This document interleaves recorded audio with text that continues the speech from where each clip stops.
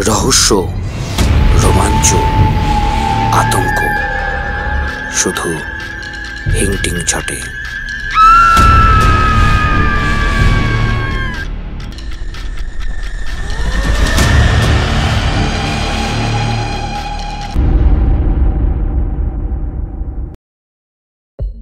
Saturday ক্লাসিক্সে আজকে আপনারা শুনবেন কাউন্ট লুই হ্যামন রচিত অভিশপ্ত হিরে নামক গল্পটি।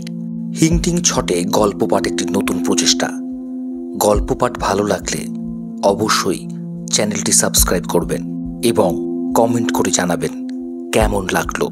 বাংলা তথা বিশ্ব সাহিত্যের কিছু রোমাঞ্চকর এবং হাড়হিম করা ভূতের ও ভিন্ন স্বাদের বিভিন্ন গল্প শ্রোতাদের জন্য নতুন আঙ্গিকে তুলে ধরা আমাদের লক্ষ্য।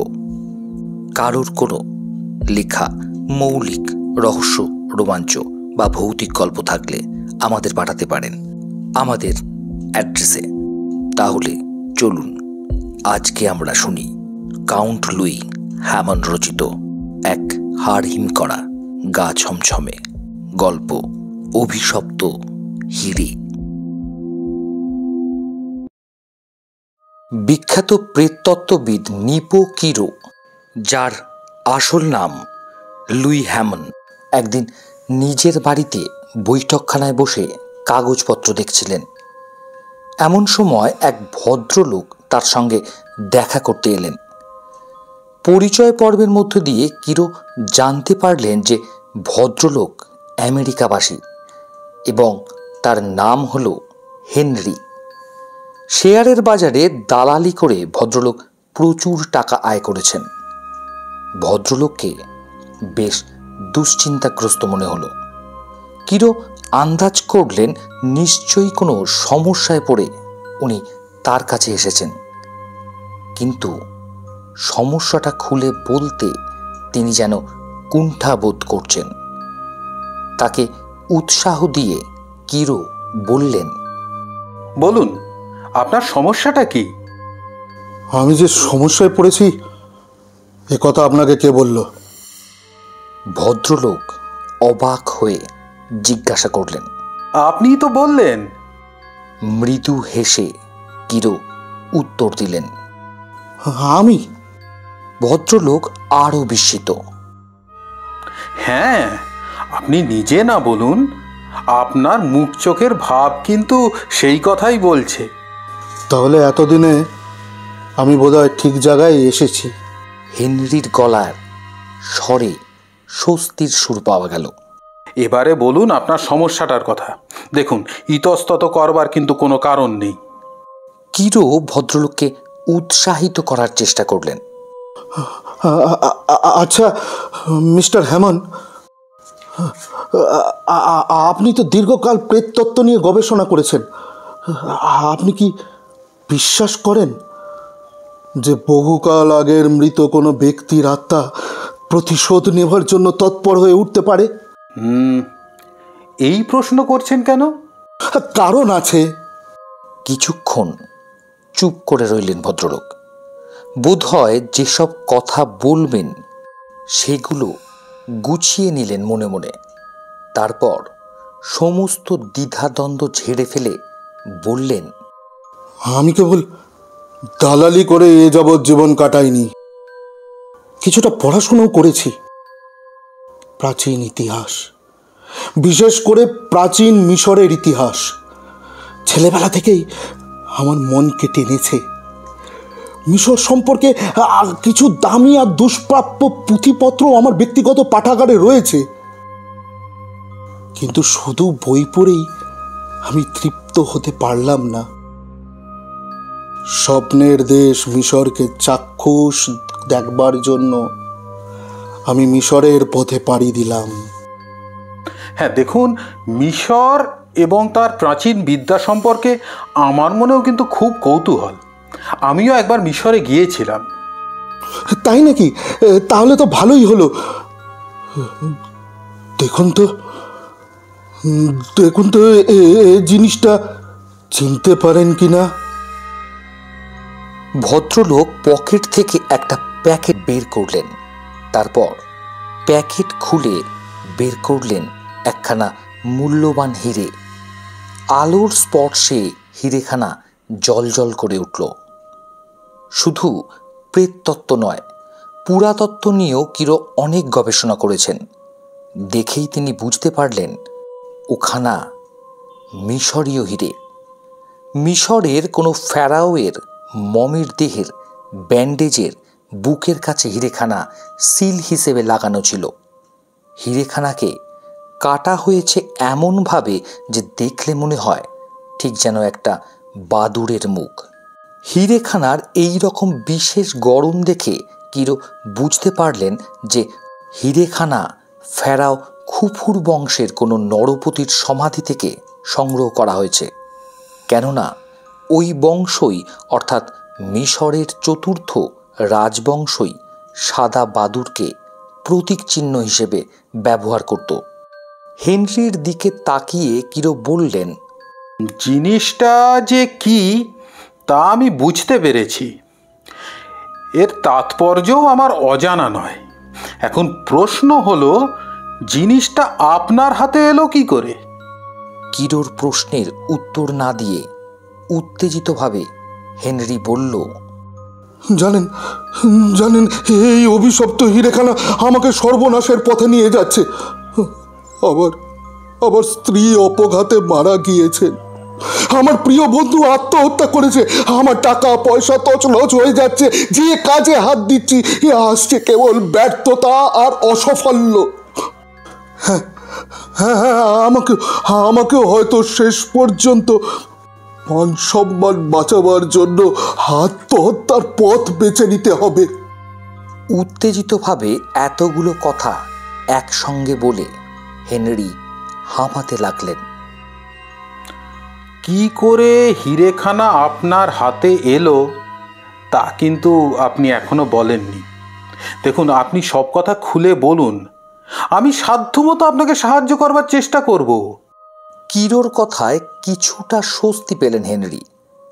আরও কিছুক্ষণ চুপ করে থেকে তিনি বললেন, আমার সব কথা আপনি বিশ্বাস করবেন কিনা আমি জানি না, কিন্তু যা বলছি তার প্রতিটি কথা সত্য। আরে অবিশ্বাস করব কেন? আপনি বলুন, আপনার কাহিনী বলুন। আগেই বলেছি, কিছুদিন আগে আমি মিশরে গিয়েছিলাম।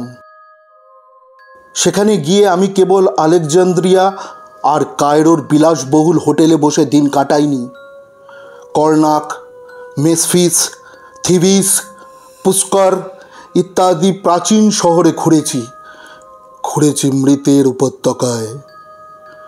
ঘুরে ঘুরে অনেকগুলো পিরামিড আমি দেখেছি। একদিন শুনলাম একটা পুরনো সমাধিভূমি নাকি খোঁড়া হচ্ছে। স্বাভাবিকভাবেই আমি খুব কৌতূহলী হয়ে উঠলাম।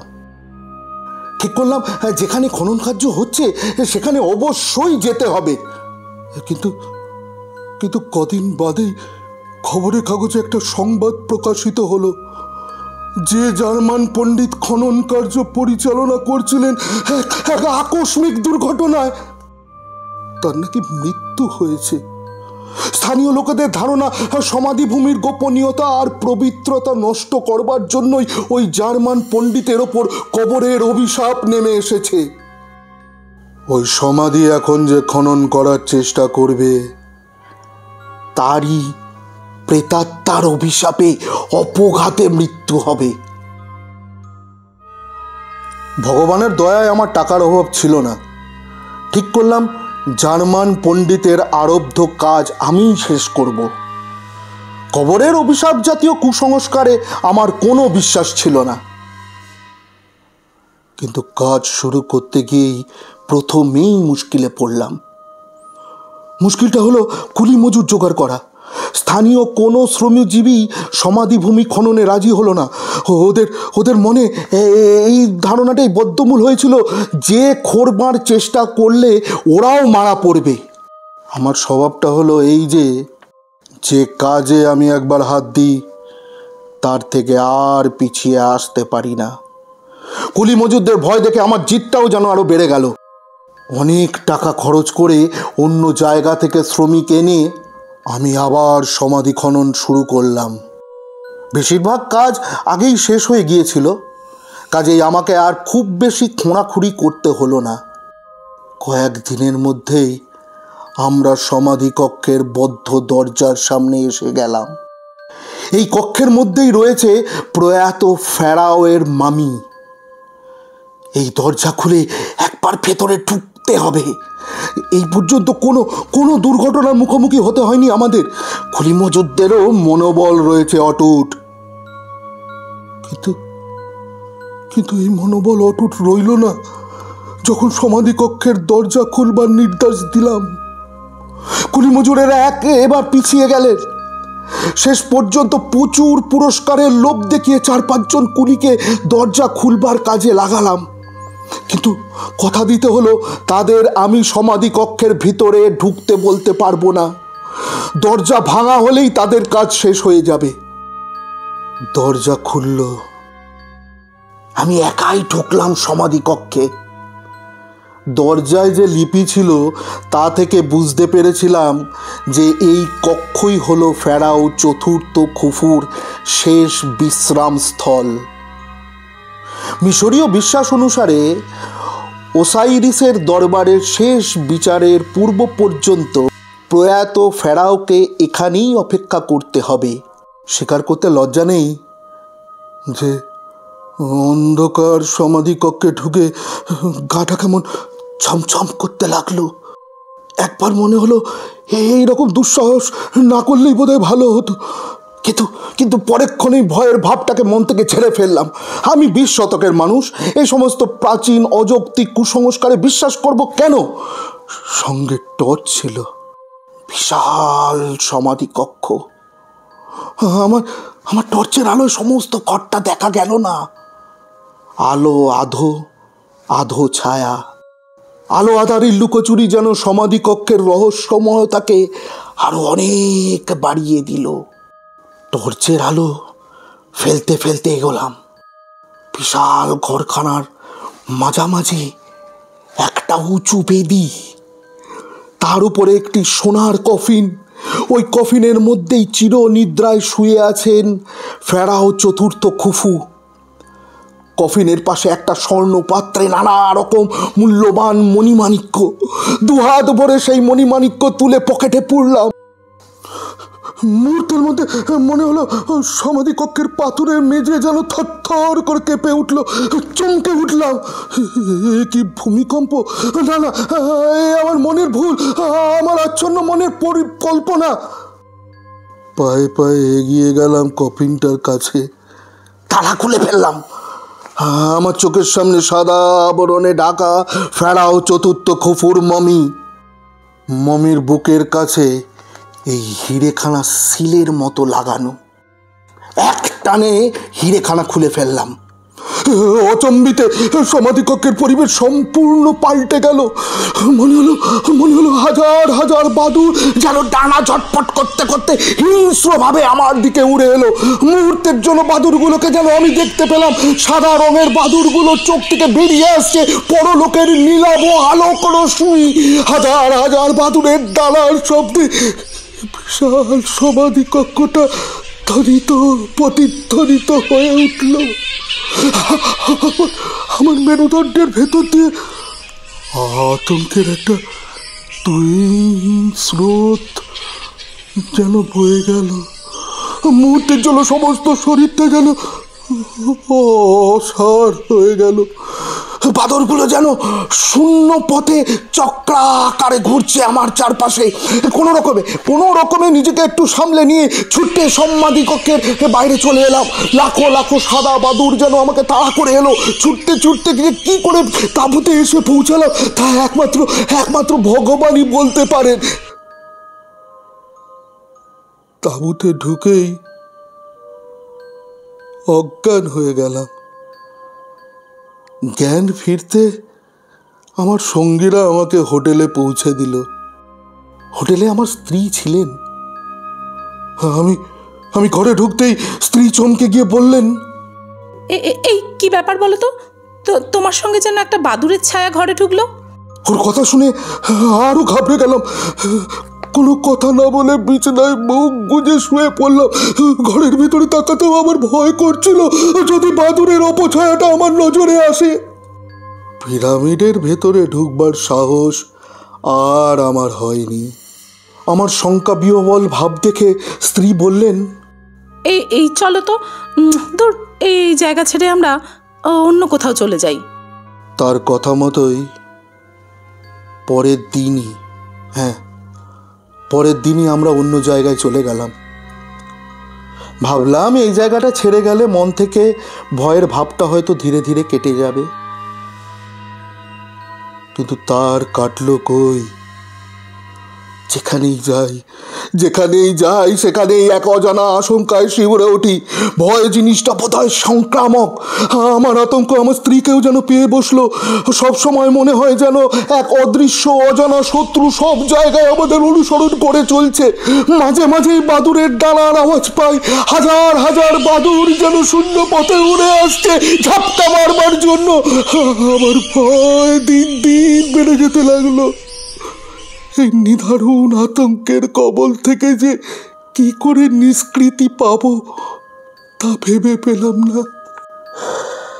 কিন্তু এত কাণ্ড সত্ত্বেও সমাধিকক্ষ থেকে সংগ্রহ করা মমির বুকের মূল্যবান হীরাখানা আমি হাতছাড়া করলাম না। সব সময় এখানে লুকিয়ে রাখলাম নিজের পোশাকের মধ্যে, বুকের কাছে। আমার স্ত্রীকেও হিরেটা সম্পর্কে কিচ্ছু বলিনি। অবশ্য বলবার সুযোগও আর পেলাম না। কারণ কদিনের পরেই একদিন ভোরবেলায় বিছানায় পাওয়া গেল তার মৃতদেহ। রহস্যজনক মৃত্যু। কিসে যে উনি মারা গেলেন তা ডাক্তারি পরীক্ষাও বোঝা গেল না। শুরু হলো আমার দুর্ভাগ্যময় জীবন। পরপর এক একটা দুর্ঘটনা ঘটতে লাগলো। আমার বাবা হঠাৎ মারা গেলেন, অথচ তার স্বাস্থ্য বেশ ভালোই ছিল। এক ঘনিষ্ঠ বন্ধুকে আমার ব্যবসা দেখাশোনা করবার দায়িত্ব দিয়েছিলাম। অনেক টাকা কড়ি নষ্ট করে শেষ পর্যন্ত লজ্জায় আর দুঃখে আত্মহত্যা করলো। আর আমারও মনে হতে লাগলো ঝাঁকে ঝাঁকে সাদা বাদুড় যেন সব সময় ডানা ঝটপট করতে করতে আমার চারপাশে উড়ে বেড়াচ্ছে। আগেও এই ভয়ঙ্কর অনুভূতিটা মাঝে মাঝে হতো, এখন সব সময় হয়। এই মুহূর্তে হচ্ছে। বুঝতে পারছি আমার শেষের দিন আসন্ন হয়ে এসেছে। অন্ধকার কবরের কালো অভিশাপ নেমে এসেছে আমার উপর। এর কবল থেকে আমার কি নিষ্কৃতি নেই মিস্টার হ্যামন? এক টানা এতক্ষণ কথা বলে হেনরি হাঁপাতে লাগলেন। তার সমস্ত শরীরটা কাঁপতে থাকলো থরথর করে। কিরো ভাবলেন এক্ষুনি কিছু একটা অঘটন না ঘটে যায়। না, সেরকম কিছু ঘটল না। একটু পরেই হেনরি নিজেকে অনেকটা সামলে নিলেন। কিরোর টেবিলের ওপর হিরেখানা রেখে তিনি বললেন,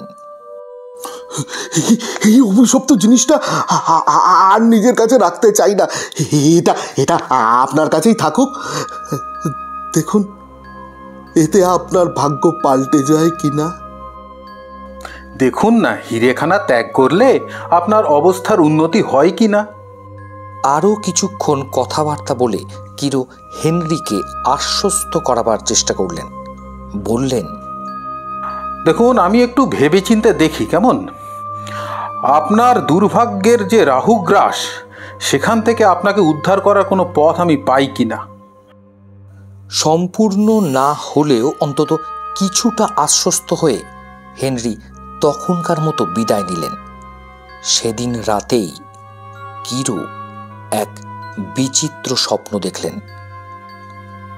দেখলেন তিনি যেন একটা পিরামিডের মধ্যে গিয়ে পড়েছেন। সমাধিকক্ষে যাবার জন্য তিনি ক্রমাগত নিচে নেমে চলেছেন। যেতে যেতে তিনি একটা বদ্ধ জায়গায় এসে পড়েছেন, যেখানে আলো নেই, বাতাস নেই। কিরোর দম বন্ধ হয়ে আসছে। একটু বাতাস না পেলে তিনি দম আটকে মারাই যাবেন। কিন্তু এই মৃতের রাজ্যে বাতাস কোথায়? দারুণ আতঙ্কে কিরোর ঘুম ভেঙে গেল। জেগে উঠে মনে হলো কে যেন এতক্ষণ তার বুকের ওপর বসে গলা টিপে ধরেছিল। ঘরের মধ্যে গুমোট। বাতাস আসবার জন্য কিরো জানলা খুলে দিলেন। এক ঝলক ঠান্ডা হাওয়া ঢুকে তার শরীরটাকে শীতল করে দিল। কিন্তু জানলা খোলবার সময় মনে হলো একটা সাদা বাদুড় যেন এতক্ষণ জানলার গায়ে বসেছিল। জানলা খুলতেই সেই নিশাচর বাদুড়টা শূন্য পথে উড়ে গেল। প্রাণীটার ডানার ঝটপট শব্দ যেন শুনতে পেলেন কিরো। পরদিন গলায় খুব ব্যথা হলো। বাধ্য হয়ে ডাক্তার দেখালেন কিরো। ডাক্তার যা বললেন তা শুনে অবাক হয়ে গেলেন কিরো। ডাক্তার বললেন কোনো বিষাক্ত প্রাণীর দংশনেই গলার ব্যথাটা হয়েছে। এই কথা শুনে হেনরির বাসায় এলেন কিরো। হিরেটা তাকে ফেরত দিয়ে বললেন, দেখুন, এ হিরেখানা সত্যিই অপয়া।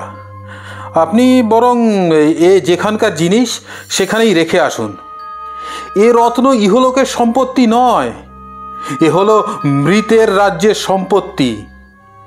ইহলোকে এই হিরেখানা যার কাছে থাকবে তারই সর্বনাশ হবে। আমিও তো রেখে আসতে চাই, কিন্তু কিন্তু সেই সমাধি কক্ষে ঢুকবার সাহস আমার নেই।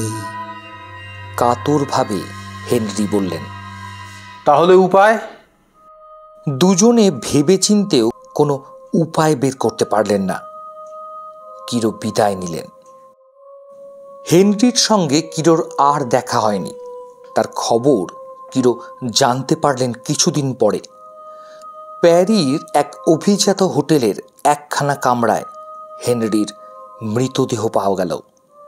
মাত্র আগের দিন সন্ধ্যাবেলায় তিনি ওই হোটেলে উঠেছিলেন।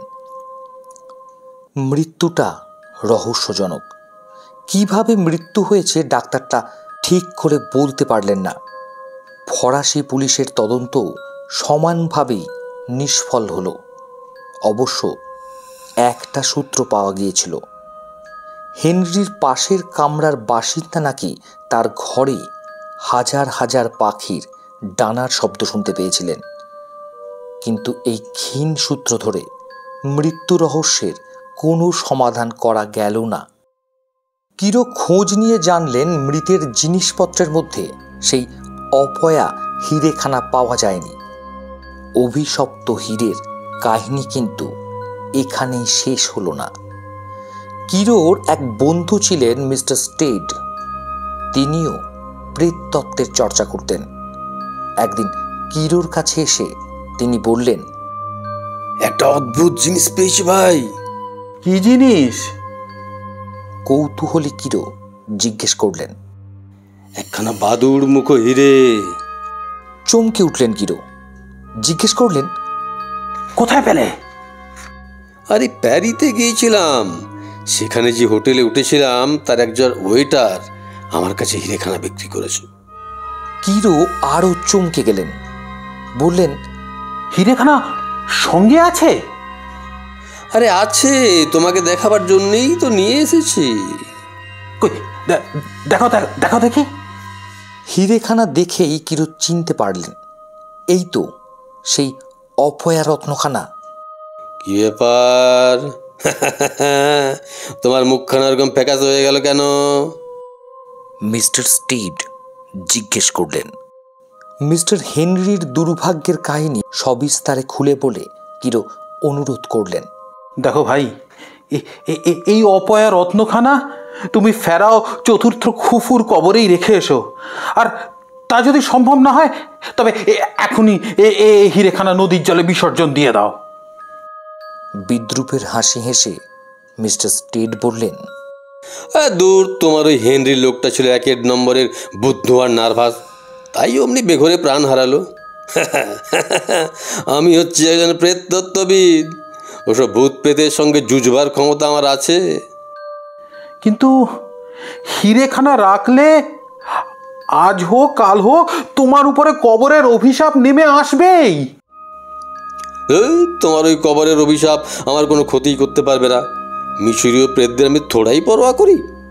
কিন্তু কাজটা তুমি কিন্তু ভালো করছো না, কিরো মন্তব্য করলেন।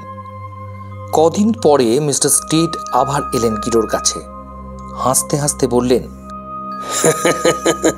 কই তোমার মিশরীয় প্রেত তো আমার কোনো ক্ষতিই করতে পারলো না। আমি একটু শক্ত লোক। মিশরের প্রেতপুরীর বাসিন্দারা বোধহয় আমাকেই ভয় পেয়েছে। সময় তো চলে যায়নি, দেখো। বুঝলে, মিশরীয় প্রেত বোধহয় আর আমার নাগাল পাবে না। আমি আমেরিকা যাচ্ছি, জানো বোধহয় টাইটানিক নামে একখানা বিরাট জাহাজ কদিন বাদে আটলান্টিক মহাসাগর পাড়ি দিচ্ছে। আমি সেই জাহাজের একজন যাত্রী। এই চললাম, ভালো থেকো, আবার দেখা হবে।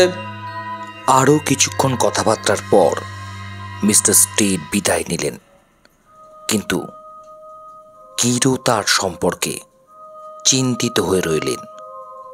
হিরেখানা ত্যাগ না করলে মিস্টার স্টিডের ওপর কবরের অভিশাপ যে নেমে আসবেই, এ সম্পর্কে কিরোর মনে কোনো সন্দেহই রইল না। মিস্টার স্টেডের সঙ্গে কিরোর আর কোনোদিন দেখা হয়নি।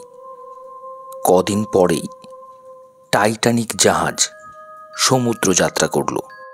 তারপর একটা সংবাদে সমস্ত জগৎ স্তম্ভিত হয়ে গেল। বিশাল টাইটানিক জাহাজ তার সমস্ত যাত্রী আর নাবিক সহ তলিয়ে গেছে উত্তাল আটলান্টিকের অতল তলে। অপয়া হিরেখানা সহ মিস্টার স্টেডের সলিল সমাধি হলো। এমনি করেই নেমে এলো কবরের অভিশাপ। এই খবর পেয়ে কিরো মন্তব্য করলেন, বিধিলিপি কে খণ্ডাতে পারে?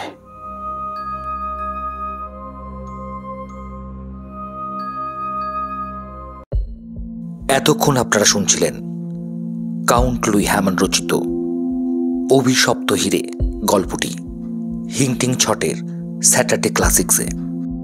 গল্প পাঠে অনিমেষ কুণ্ডু, সোমক মিত্র, দেবাদি শঙ্কর রায় এবং সৌরভ চট্টোপাধ্যায়।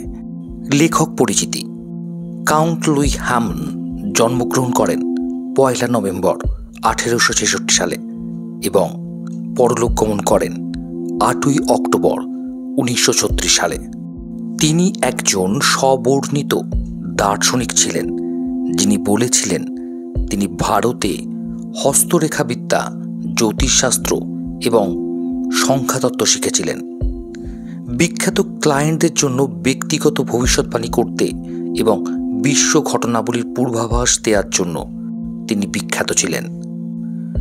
2006 সালে ইউনিভার্সিটি অফ টাম্পা প্রেস তার কাল্পনিক রচনা আ স্টাডি অফ ডেস্টিনির একটি সমালোচনামূলক নতুন সংস্করণ প্রকাশ করে, যা ইনসিস্টেন্ট ভিশনস সিরিজের দ্বিতীয় খণ্ড হিসেবে প্রকাশিত হয়। এটি একটি সিরিজ যা 19 শতকের অতিপ্রাকৃত কল্পকাহিনী, বিজ্ঞানের কল্পকাহিনী, রহস্য, অ্যাডভেঞ্চার গল্পের পুনঃমুদ্রণের জন্য নিবেদিত। গল্প পাঠ ভালো লাগলে অবশ্যই কমেন্ট করে জানাবেন, আর পারলে চ্যানেলটি সাবস্ক্রাইব করে আমাদের সঙ্গে থাকবেন। আবার পরের শনিবার ঠিক 8:30টার সময় নতুন কোনো গল্প নিয়ে আপনাদের সামনে আসবো।